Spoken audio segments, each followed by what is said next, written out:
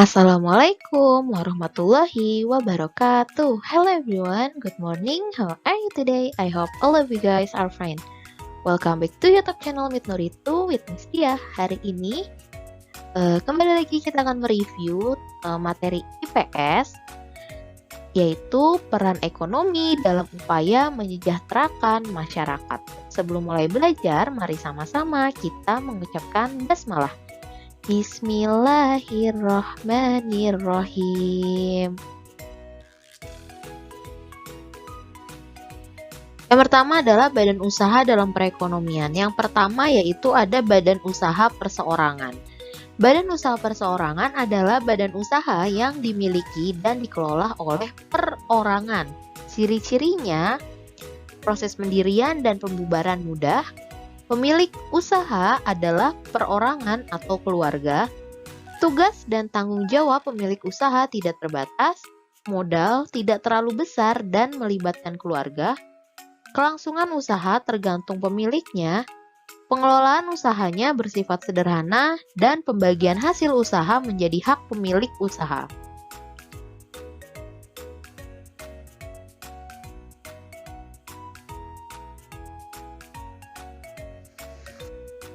Usaha yang dikelola secara perorangan biasanya modalnya terbatas. Contoh usaha yang dikelola perorangan adalah sebagai berikut.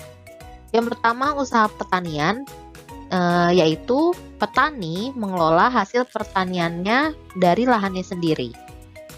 Lalu ada industri kecil, yaitu usaha kerajinan mebel, industri keramik, atau kerajinan gerabah dan anyaman. Lalu ada juga usaha perdagangan, yaitu toko kelontong, bisnis waralaba, kuliner, pedagang di lapak pasar, dan pedagang hasil bumi. Lalu yang terakhir ada usaha jasa, itu ada usaha salon, bengkel, fotokopi, jasa potong rambut, dan laundry.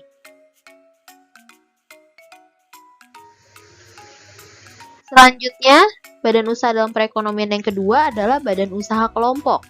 Badan usaha kelompok yaitu badan usaha yang dimodali dan dikelola secara bersama.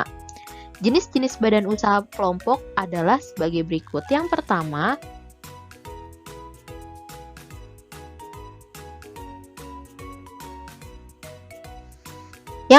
ada firma. Firma adalah bentuk persekutuan dua orang atau lebih dengan nama usaha bersama. Jadi, setiap suku bertanggung jawab penuh atas kelangsungan usahanya. Pembagian hasil usaha dan kerugian menjadi tanggungan setiap sekutu firma. Lalu yang kedua ada persekutuan komanditer atau CV. Didirikan oleh dua orang atau lebih untuk mengelola usaha secara bersama dengan sistem pembagian modal awal sesuai kesepakatan atau patungan. Jadi, sekutu dalam CV itu terdiri atas sekutu aktif, yang aktif itu adalah mengelola perusahaan secara penuh. Dan yang pasif, yaitu sekutu yang hanya menyetorkan modal dan tidak ikut campur dalam operasional perusahaan.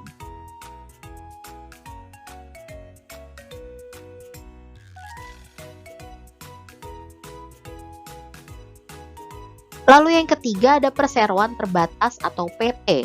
PT yaitu badan usaha yang modalnya berasal dari hasil penjualan saham sebagai bukti kepemilikan perseroan. Jadi, pemegang usaha atau persero itu akan memperoleh dividen atau laba atau untung sesuai ketentuannya. Contoh PT yaitu ada PT di Indonesia adalah PT Astra Internasional dan PT Indofood Sukses Makmur. Yang selanjutnya badan usaha milik negara atau BUMN, yaitu merupakan perusahaan yang seluruh modalnya dimiliki negara untuk melindungi kepentingan umum dan keuntungannya digunakan untuk kemakmuran rakyat.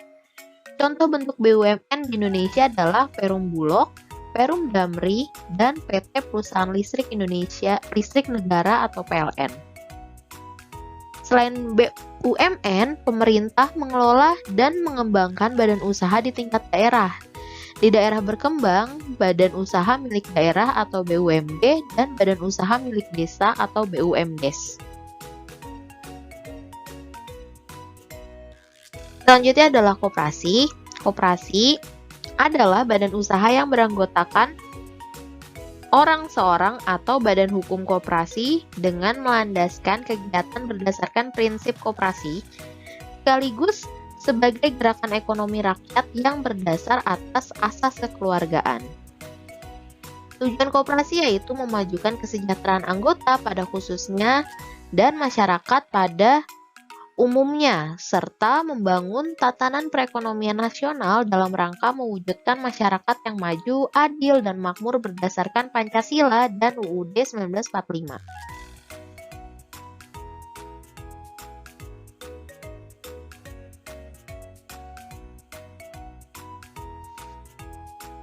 Manfaat koperasi, yang pertama meningkatkan kesejahteraan anggota masyarakat, membantu anggota dan masyarakat dalam upaya meningkatkan pendapatan, meningkatkan pendidikan ekonomi anggota masyarakat, membantu mendapatkan modal dan pemasaran produk anggota, meningkatkan jumlah lapangan pekerjaan, menciptakan peluang usaha baru dan sumber inovasi, menumbuhkan motivasi berwirausaha, membantu menyediakan barang dan jasa kebutuhan masyarakat, dan memperkukuh perekonomian negara melalui koperasi.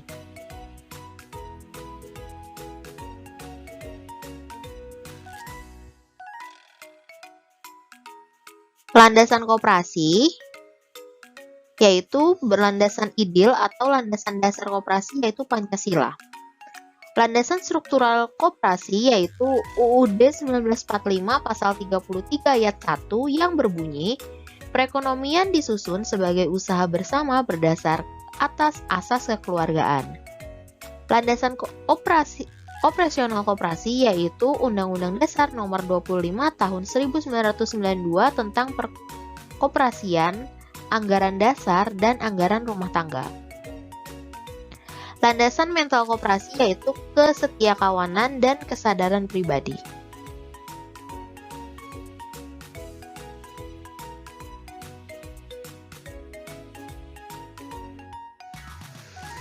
Selanjutnya ada prinsip koperasi, yaitu keanggotaan bersifat sukarela dan terbuka, pengelolaan dilakukan secara demokratis, pembagian sisa hasil usaha atau SHU dilakukan secara adil sebanding dengan besar jasa usaha tiap-tiap anggota. Lalu pemberian balas jasa terbatas pada modal, kemandirian, pendidikan perkoperasian, kerjasama antar koperasi,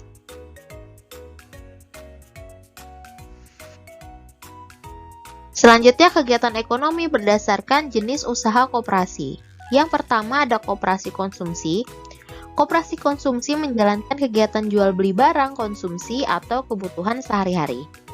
Yang kedua ada koperasi produksi, yaitu menjalankan kegiatan jual beli barang produksi, baik bahan baku, produksi maupun hasil produksi. Yang ketiga ada koperasi simpan pinjam. Koperasi simpan pinjam melayani simpanan pinjaman, membantu menambah modal usaha anggota, dan membantu mencukupi biaya hidup anggota. Yang keempat ada koperasi jasa. Koperasi jasa menyediakan pelayanan jasa tertentu, misalnya jasa pengiriman barang ataupun transportasi. Lalu yang kelima ada koperasi serba usaha.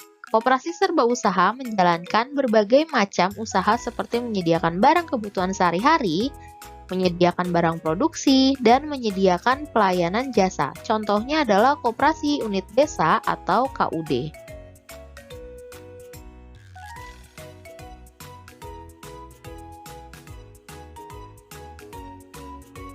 Okay, that's our lesson today. Thank you all for your attention. Kalau ada yang masih bingung, bisa langsung ditanyakan. Kurang lebihnya mohon maaf. Mari sama-sama kita tutup pembelajaran kita pada hari ini dengan mengucapkan hamdalah alhamdulillahirabbil alamin. Wassalamualaikum warahmatullahi wabarakatuh.